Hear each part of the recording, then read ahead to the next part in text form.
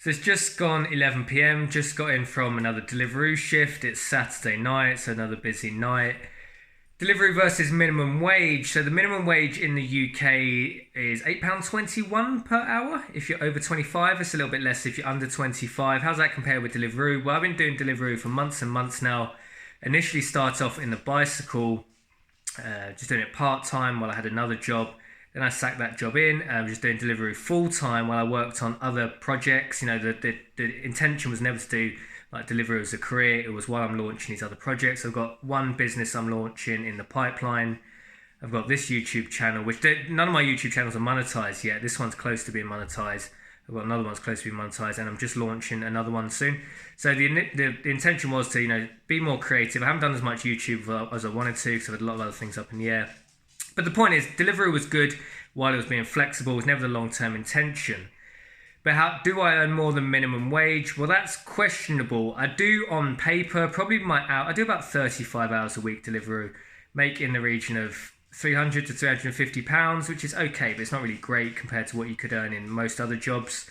So it's a little bit more than minimum wage, but bear in mind, you don't get sick days, you don't get any paid leave, you don't get any holiday, there's no paternity leave, no maternity leave, anything like that. So it's really, you have to do your own taxes, which is annoying. So if you factor all that in, it's only really the flexibility that you get from Deliveroo. Now, with the flexibility, initially it was great because I came from a bartending job. I was used to working, every weekend anyway, because that's just what you do if you're bartending. And my intention was never to be a bartender long term. This all was going to a live shift, like launching this sideline business and stuff like that. So none of this was ever like a long-term goal. But I was kind of then, over the last few months, I've been thinking, well, I just work every weekend doing Deliveroo. So where is the flexibility, really? If you take a few weeks off, I've been on a few holidays since then, it can really affect your stats. So the flexibility is okay. You have to give more than 24 hours notice to cancel a shift. I've got a child. If I work for a big corporate company, there'd be a lot more understanding. Like last week, my stats got smashed. So I went back to, I'm now on the 3 p.m. delivery slot. I was on 3 p.m. delivery slot. When I say delivery slot, 3 p.m. booking, schedule booking. Book at 3 p.m., you know what I'm saying, rather than 11 a.m. So last week I almost got no hours. And I'm going to be on probably 3 p.m. again this week because I haven't got enough hours again. So there's flexibility, but you kind of get caught in a rut. I think Deliveroo's business model works on just getting a high turnover of employees because now there's certain restaurants that I don't go to. I don't like the way the staff speak to me. I don't like, the waiting times, things like that. But when you're keen, when you're new, you just accept every job. At least I did anyway, and I think most people do. So I think Deliveroo, like a high turnover, is probably good for them. It's probably good for their customers, which I haven't really got a problem with. But once you're like 6 months, a year deep in this game, you start to become a bit jaded by it. There's certain restaurants and things like that just annoy you.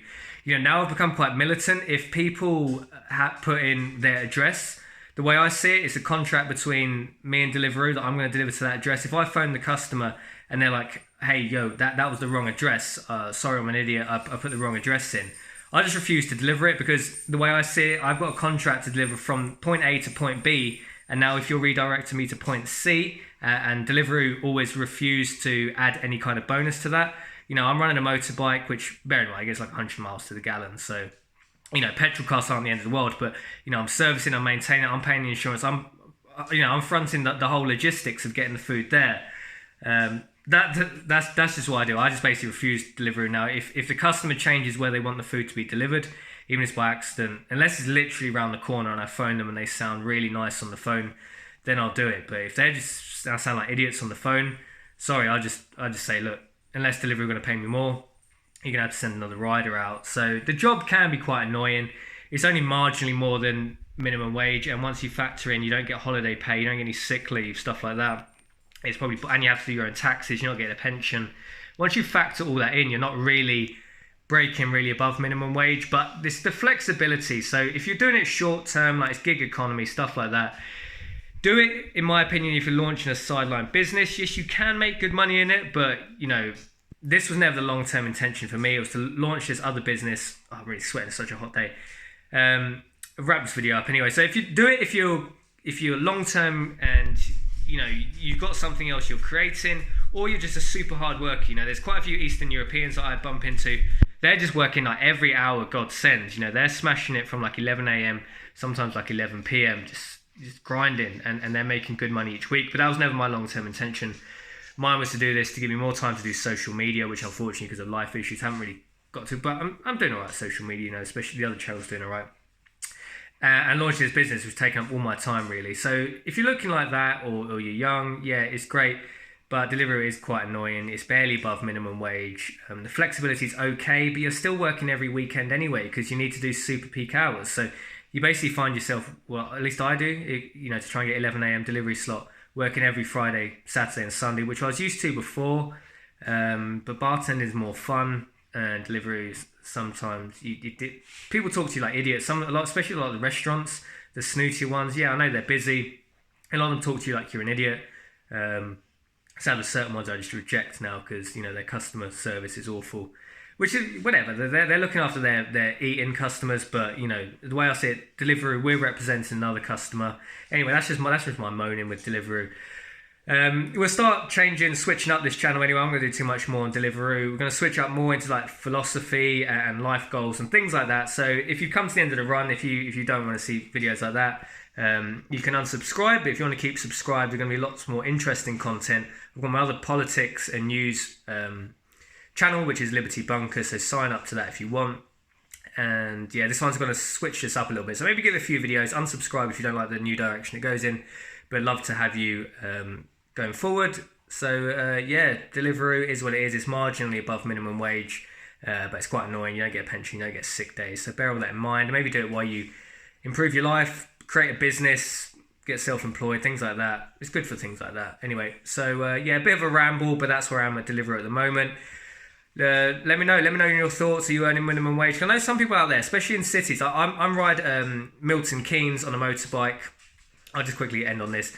I do Milton Keynes on a motorbike, which bicycle is almost impossible in Milton Keynes. Yes, one or two people do it. Almost impossible though, because it's large distances between orders. 3-4 miles is quite common. It's not really practical on a bicycle, but it is on a motorbike or car. Northampton was good. That's where I originally started on a bicycle. Northampton's very good on a bicycle. Car sucks in Northampton. Never done a car in Northampton. Done motorbike in Northampton. It's okay. Probably enjoyed bicycle the most. Bicycle is my favourite just because I love cycling. Motorbike's good because you earn more money. Car's okay. I've done a little bit of car in Milton Keynes. It's alright after 6 p.m. when it's free to park and parking's available, but before 6 p.m. it sucks. So motorbike's the best compromise between everything. Put your headphones in, jam away, listen to audiobooks, whatever you want to do. So let me know how you get on with Deliveroo, what your side hustles, what are you bringing to fruition while you're doing Deliveroo, because this isn't a long-term game. You know, we've already got drones in Milton Keynes, these autonomous robots doing deliveries, co-op deliveries. So long-term, find yourself something better to do, get in business, things like that. And I'll see you in a future video.